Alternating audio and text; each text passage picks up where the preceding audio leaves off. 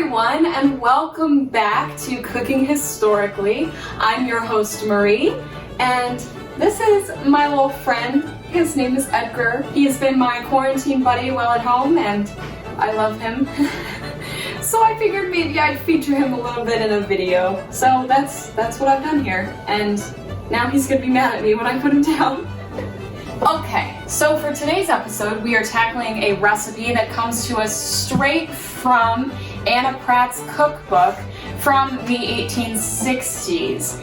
This recipe was well liked among many, and it is a common recipe that actually we see a lot today. We just don't call it what this is called. So today we are tackling tangled breeches.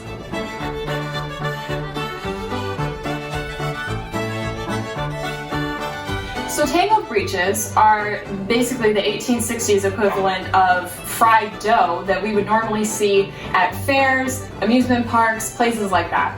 So that's pretty much what we're doing today. Let's get to it. So first we're going to start off with our ingredients.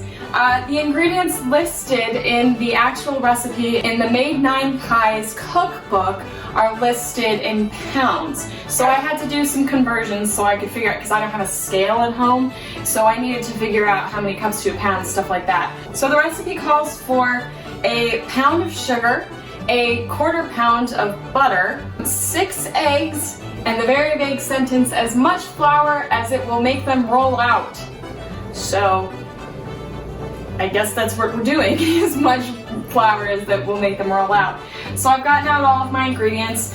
You're probably going to want to let your butter come to room temperature so it's easier to handle and stuff like that, so this will come into a batter easier. So the first thing we're going to do is just start off with our 6 eggs, and we are going to beat our eggs lightly.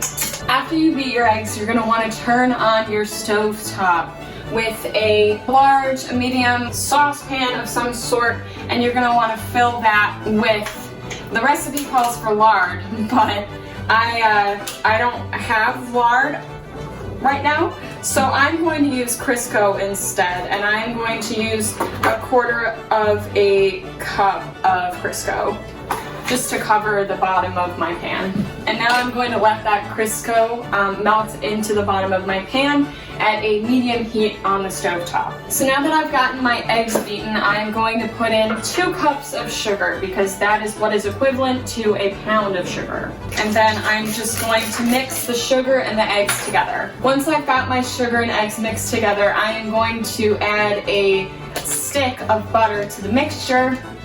The recipe calls for a 1/4 of a pound of butter, and that worked out to 8 tablespoons of butter, so I'm just going to add a whole stick. So once you've got your butter, eggs, and sugar all nicely mixed together, the next thing you're going to do is add your flour.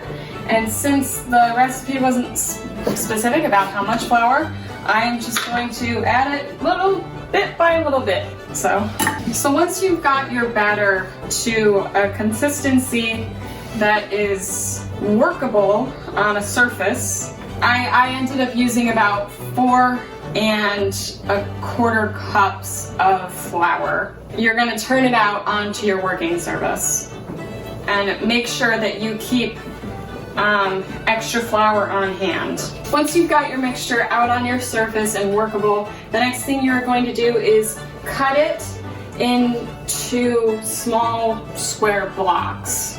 And then you're going to stretch one of your blocks until it's pretty long, and then you're just going to take a couple of your stretched blocks and put them in the pan, tangle them together, and then once you've got them in the pan, you're going to let them go until they're brown. And don't forget to flip them once they are cooked on one side.